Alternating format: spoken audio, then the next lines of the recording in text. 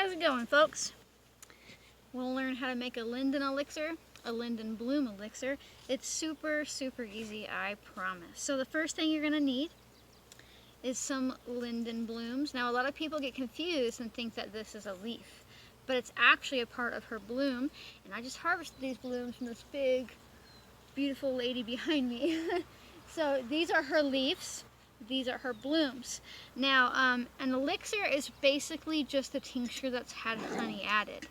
But it's incredibly easy, and I like using elixirs when a plant has a lot of water-soluble properties. So like, linden has a really good smell to her, but she's not what I would call like fragrant. She's not like a rose or like a mint or something where you're like, wow, that scent is really overpowering.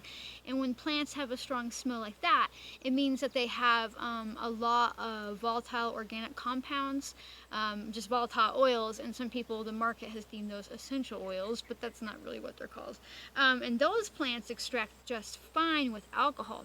But when you're working with a plant that doesn't have a whole lot of scent, your alcohol is still good, because I use 100 proof vodka, which means she's half alcohol, half water, 50-50. So you're still getting some of those water-soluble properties. But when we add honey, you're not even going to add a whole lot. It really kicks up the ability to have those water-soluble properties of the more gentler plant allies available. So like linden, for example, has a lot of like mucosal properties, means she's kind of slimy. And you're like, oh, but that's not like a bad thing. She's a good kind of slimy, coating your digestive tract and helping all of your mucous membranes, and we want that. But those properties aren't very extractable with alcohol, so you need water present. And plus, honey tastes good. Let's just be real about that. So it makes your tincture taste really nice. So basically, I'm just going to take my linden bloom and fill my little quart jar up. Now you can make a quart jar worth, you can make a pint worth, you can make a gallon's worth. When I'm done here, I'm going to head down to my apothecary and turn this big old basket into a 3-gallon batch. But for now, I'm just going to show you how to make a quick little quart of linden bloom elixir. So you're not going to need to chop her up. Blooms are pretty delicate as is, which means the alcohol will be able to permeate her cellular structure, her walls, basically like her leaves and her blooms, pretty easy.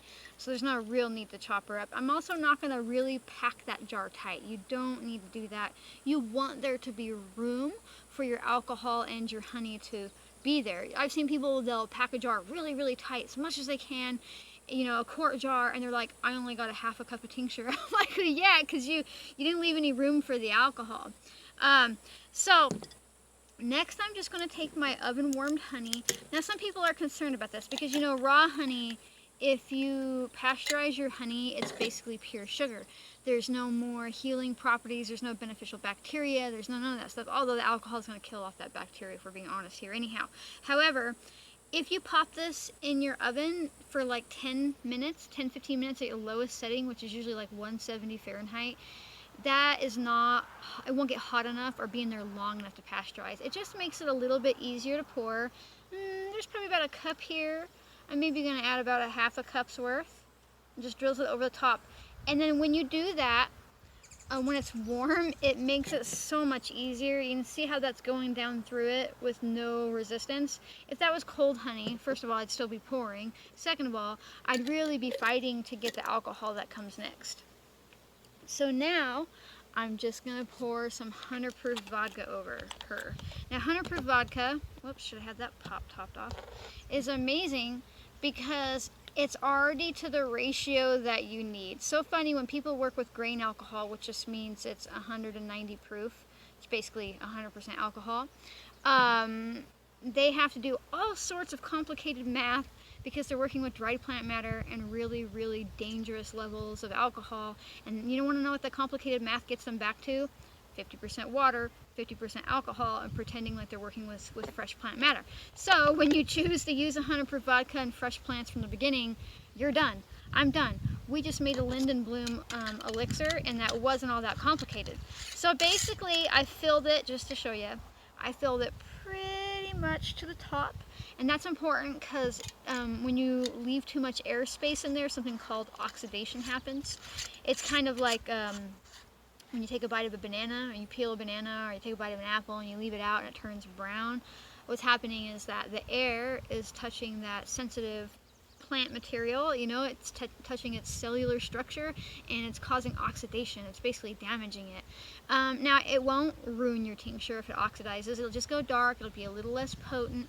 And so I've just covered that with 100 proof vodka, and I put about half a cup of honey in there, and now I'm going to give it a little bit of a shake, and I'm going to sit this in a cool, dark place for 6 to 8 weeks, and then when I'm ready, I'm just going to strain it and use it.